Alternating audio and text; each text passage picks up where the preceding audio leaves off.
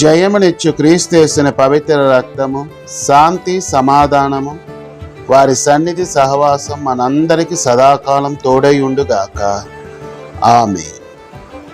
మత్తయి సువార్త 1వ అధ్యాయములో యేసుక్రీస్తు వంశావళిని మరియు జనన విధమును చూడగలము. ఈ అధ్యాయమునందు 1 నుండి 16 వరకు ఉన్న వచనాలలో యేసుక్రీస్తు వంశాన్ని గురించి వ్రాయబడి ఉన్నది. అనేకులు ఈ వంశావళిని చదవకుండా వదిలిపెడతారు. వాస్తవానికి వంశావళి యొక్క విషయాన్ని అర్థం చేసుకున్నప్పుడే బైబిల్ యొక్క పరిపూర్ణతను మనం తెలుసుకోగలం. కానీ ఈ వంశావళిలో ఉన్న ఎన్నో గొప్ప సంగతులు, దాగి ఉన్న విషయాలు జనులు చదవకపోవటం అనేది చాలా విచారకరం. క్రీస్తు వంశావళిలో ఉన్న స్త్రీలను గురించి తెలుసుకుందాం. రక్షకుడైన యేసుక్రీస్తు వంశావళిలో తృణీకరింపబడి బలహీనులైన స్త్రీలు కూడా చేర్చబడుట ఆశ్చర్యాన్ని కలిగిస్తుంది. దేవుడు ఎలాంటి వారినైనాను పరిశుద్ధపరిచి నీతిమంతులుగా చేసి తన నామ మహిమార్థమై వాడుకొనగలడని ఈ వంశావళిలో ఉన్న స్త్రీల ద్వారా మనం తెలుసుకోవచ్చు. తామారు, ఈమె చరిత్రను ఆదికాండము 38వ అధ్యాయము 6 నుండి 30 వరకు ఉన్న వచనాలలో చూడగలము. ఈ తామారు విధవరాలుగా విడిచిపెట్టబడి మోసగించబడినను విశ్వాసముతో యూదా వంశానికి తల్లి అయినది.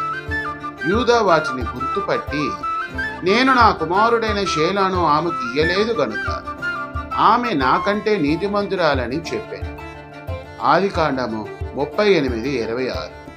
తామారు అనగా ఈత చెట్టు అని అర్థము. అలాగే మోడైన ఆమె జీవితము ఈత చెట్టు వలె దేవుడు ఫలింపజేశాడు. రాహాబు, ఈమె చరిత్రను యెహోషువ గ్రంథము 2వ అధ్యాయంలోను 6వ అధ్యాయమునందు 22 నుండి 25 వరకు ఉన్న వచనాలలో చూడగలం. ఈమె ఒక తృణీకరింపబడిన వయసు అయినప్పటికీ దేవుని అద్భుత కార్యముల గురించి విన్నప్పుడు ఈమె గుండె కరిగి దేవుని యందు విశ్వాసముంచి నీతిమంతురాలుగా ఎంచబడింది. రాహాబు అనగా విశాలత అని అర్థం. పాపపు ఇరుకులో ఉన్న ఆమె జీవితమును దేవుని విశాలతలోనికి తేబడింది. రూతు, ఈమె చరిత్రను రూతు గ్రంథములో చూడగలము. రూతు మోయాబీయురాలైనప్పటికీ విధవరాలైనప్పటికీ విశ్వాసమును బట్టి నయోమి దేవుణ్ణి వెంబడించుటకు నిశ్చయించుకొనెను.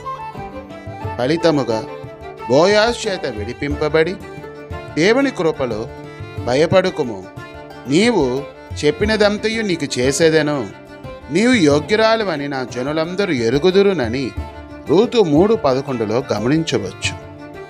రూతు అనగా స్నేహము అని అర్థము.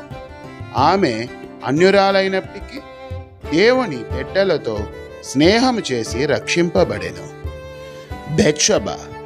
బెత్షెబా గురించి సమూయేలు 2వ గ్రంథము 11వ అధ్యాయములోను రాజుల 1 గ్రంథము 1వ అధ్యాయంలోను చూడగలం. ఈమె ఉత్తముడైన ఉరియా భార్యగా ఉండెను. దావీదు తన పాపమునకు పరిహారముగా ఈమెను చేర్చుకొనెను. వారిద్దరూ పశ్చాత్తాపపడిన తరువాత కలిగిన కుమారుడే సొలొమోను. బెత్షెబా అనగా ప్రమాణము వలన పుట్టిన కుమార్తె అని అర్థం. ఈమె ఉరియా భార్య అయినప్పటికీ ప్రమాణము వలన దేవుని బిడ్డ ఆయను. ఈ 4 స్త్రీలు గురిలేని వారిగా విడిచిపెట్టబడ్డ స్థితిలో ఉన్నప్పుడు దేవునిచే కనికరించబడ్డారు. విశ్వాసము ద్వారా నీతిమంతులుగా తీర్చబడ్డారు. పాపులమైన మనము ఎటువంటి స్థితి దిగజారినను, దిక్కుతోచని స్థితిలో ఉన్నను దేవుడు మనల్ని కనికరించి క్షమించి వాడుకుంటారునన్న సత్యానికి సాక్ష్యంగా వీరి జీవితాన్ని మనం గ్రహించవచ్చు. స్త్రీలలోనే గొప్ప ధన్యురాలు అమ్మ మరియమ్మ. స్త్రీల ప్రత్యేకతలో ఈమెకున్న పాత్ర ఎవరు వర్ణించలేనిది. ఈనాటికి కూడా ఈ తల్లి కరుణామయురాలుగా ఎందరో మంది చేత భాగ్యవంతురాలుగా చెప్పుకోబడుతున్న గొప్ప స్త్రీ. దీనురాలు, పరిశుద్ధురాలు, కన్య అయిన మరియ దేవుని చేత ఎన్నుకోబడ్డ గొప్ప స్త్రీ. క్రీస్తుని గర్భమున ధరించి ఆయన యొక్క గొప్ప జీవిత చరిత్రలో భాగము పొందుకున్న గొప్ప స్త్రీ. ఈమె కన్న బిడ్డ ద్వారా మనకు పాప విమోక్షణ కలిగింది. ఈమె కన్న బిడ్డ ద్వారా మన అందరికి నిత్య జీవం అనుగ్రహింపబడింది. క్రీస్తు శరీరానికి గాయాలు ఏర్పడితే ఈ తల్లి హృదయానికి గాయం ఏర్పరచబడినదిగా చరిత్ర చెబుతుంది. ఆయన యొక్క పరిపూర్ణమైన జీవితంలో ఈ తల్లి స్థానం మహనీయమైనది. ప్రతి స్త్రీ అమ్మ మరియమ్మ గారిలా వారి యొక్క జీవిత విధానాన్ని ఏర్పరచుకోగలిగితే పాపపు జీవితము నుండి రక్షింపబడిన వారు అవుతారు. మరియా అనగా చేదు అని అర్థం.